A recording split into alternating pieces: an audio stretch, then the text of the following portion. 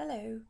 I have been asked by people who come to my Spanish songs group many times how to teach Spanish to their children if they have learned a bit but don't feel confident enough to use it um, to teach their children.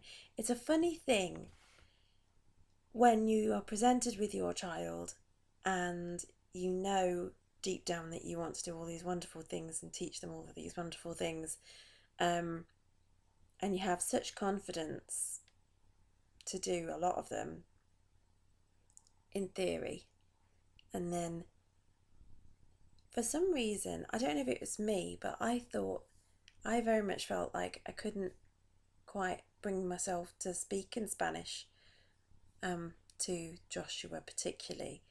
By the time my second child came along, I was a lot more confident because I'd sort of dealt with a lot of that the first time round. But definitely when my eldest was born, I was scared of getting it wrong, like he's judging me.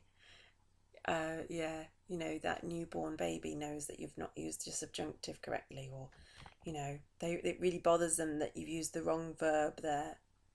I don't know what I was thinking, but for some reason you worry that you're not using your Spanish correctly, and because you don't want a barrier between you and your child, it can get in the way of you using your Spanish around them. Um, and I think, and that's bearing in mind that I'm half Spanish and relatively bilingual. So it's even more so for people who are learning Spanish and can use it in a classroom context. But then how do I pass it on to my child? So we do a lot of nursery rhymes in the Spanish songs group. We sing a lot of songs, and I love singing. I sing all the time. If I'm not singing out loud, I'm singing in my head. Um, and so I found that that was a great way of breaking down my barrier and building up my confidence. And I have found that that has also helped other mums. So what we do is we sing well-known English songs, um, songs like Five Monkeys Jumping on the Bed, or Five Speckled Frogs, or Bar Bar Black Sheep, or The Sun Has Got His Hat On.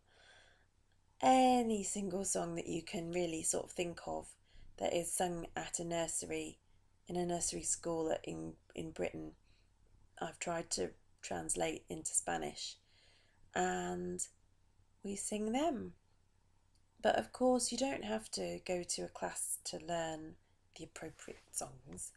Um, I often find that I create songs a lot, so like just little ditties, not proper songs, just silly little things. So when they're brushing their teeth, for instance, and especially anything where you're doing it every single day, it's a great way to build up your confidence if you're a beginner learning a language, and you can practice it with your child and give them the chance to learn at the same time.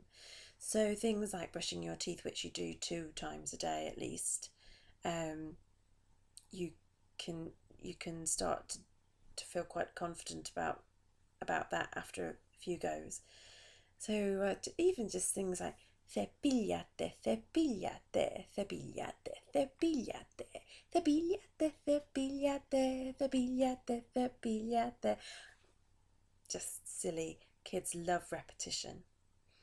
Um, or I sing, there's a song by a group called Mecano a long time ago when I was little, and they sang Un espejo de cristal maquillate, maquillate. So I changed that song, which is about putting your makeup on, to brushing your teeth. So I Un espejo de cristal, cepillate, cepillate.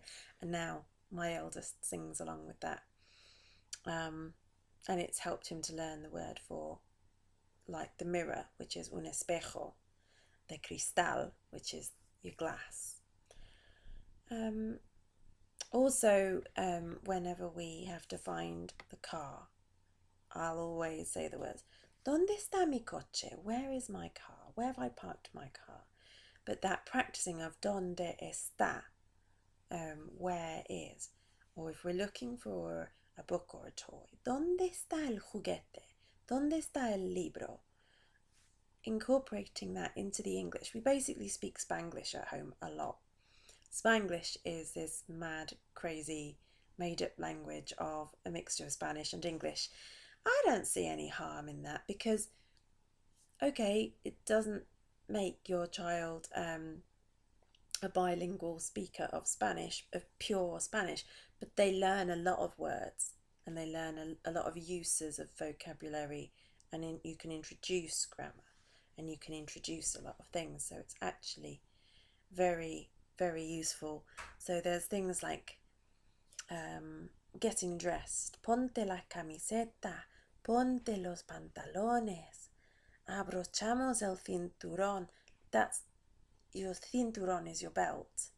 But I use that a lot of the time in the car because kids don't really wear belts. But seat belt, ponte el cinturón. For crossing the road, every single time we walk to school, we always say para, stop, escucha, listen, mira, y ahora cruza, cross. So we always do that, and we always, if every single time that the traffic light stops us, we say, semáforo, queremos verde. My little boy now says that because I've brainwashed him to believe that that will give us a green light. And other typical things, really good things to talk about are your body parts. So whenever you're teaching your child to get dressed, so you're literally putting one arm in the sleeve. So you go un brazo, dos brazos, putting your shoes on, un pie, dos pies. So you're practicing counting and you're practicing body parts. And this is all really simple vocabulary. If you don't know it, you can just learn it. Ask your teacher in the class or look it up in a dictionary. Just learn it and then just use it every single day, every single day, every single day, till you're sick of it, they're sick of it, but you'll all know it, and it'll be so natural in your head. So I think as parents we have to get over this idea that we're always right and always know more than our children. Sometimes we don't know more than our children. Sometimes our children are actually just quite useful for practicing what we don't know, at least in terms of language learning anyway. So I'm going to leave it there. There's loads more to say on this subject, but I'm going to leave it for now. Have a nice night. See you.